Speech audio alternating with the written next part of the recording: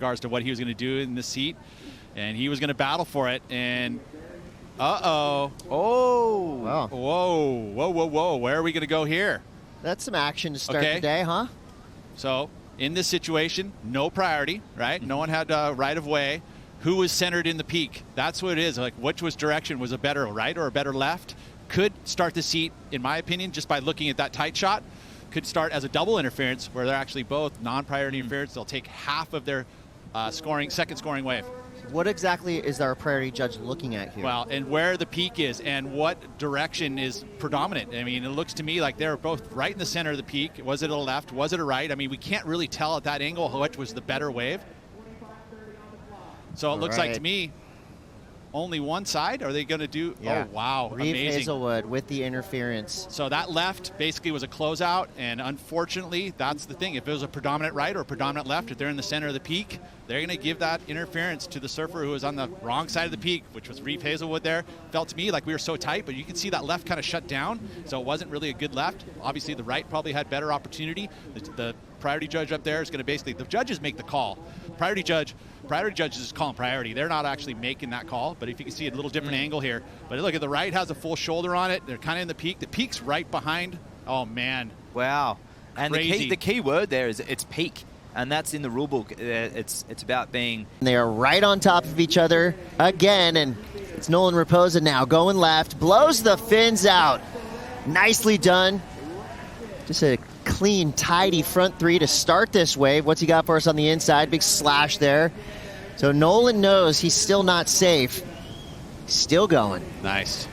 A little point. Because you said yesterday, Chris, and as we watch this here, so he just spins to win there. And oh, wow, that was, the judges would love that because coming off the women's, there was a lot of power involved, but not a lot of progression there as well. And snapping that one on the shore. Ooh, look at this little bomb. But he's going to have to just kind of sit back, hope, wait, watch Nolan Rapoza. And regardless of that interference, Nolan has been putting it on the line on every wave he's ridden. I mean, even that turn right there, you could see not holding back one bit, blowing the tail out there on the wraparound. Nolan Rapoza is on fire, and he's been so fun to watch. I would say the most unpredictable surfer left in the draw. Nolan, intense start to that heat. Tell us about it from your point of view. Yeah, I mean, it's funny, me and Reef probably have the exact same game plan going to the heat. Like, we surf super similar. And so I was on the beach with Matt, like, waiting, like, which side is he going to paddle out on? I want to go to the opposite or whatever, because his whole game plans were, like, sitting with the person at the start. And so I was like, I want to go away from him, get in his head. But then he came at me, and I saw him paddling out the south end, and then he paddled to the north end to the pier and paddled out with me. I was like, he's trying to get in my head.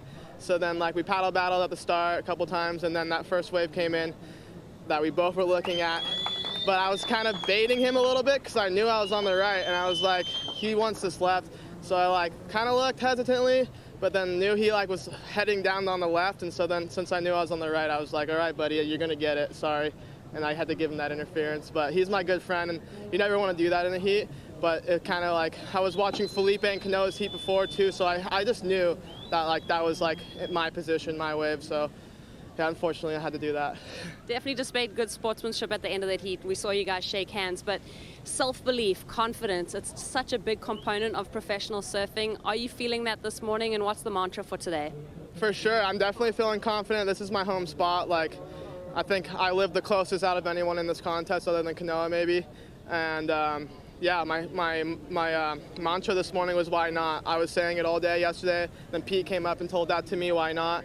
And so it's kind of just been stuck in my head, like, why can't I win this, you know? So that's my whole mantra this event now.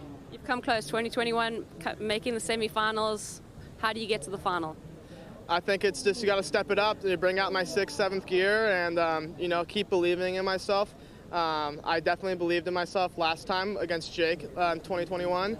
But this time, like, I think I can play a little bit smarter. I was smart last time, but I just feel like all of my, like, heat strategies and everything have been perfect, and I'm not going to make any mistakes for that semi. Best of luck to you, Nolan. Thanks, Rosie.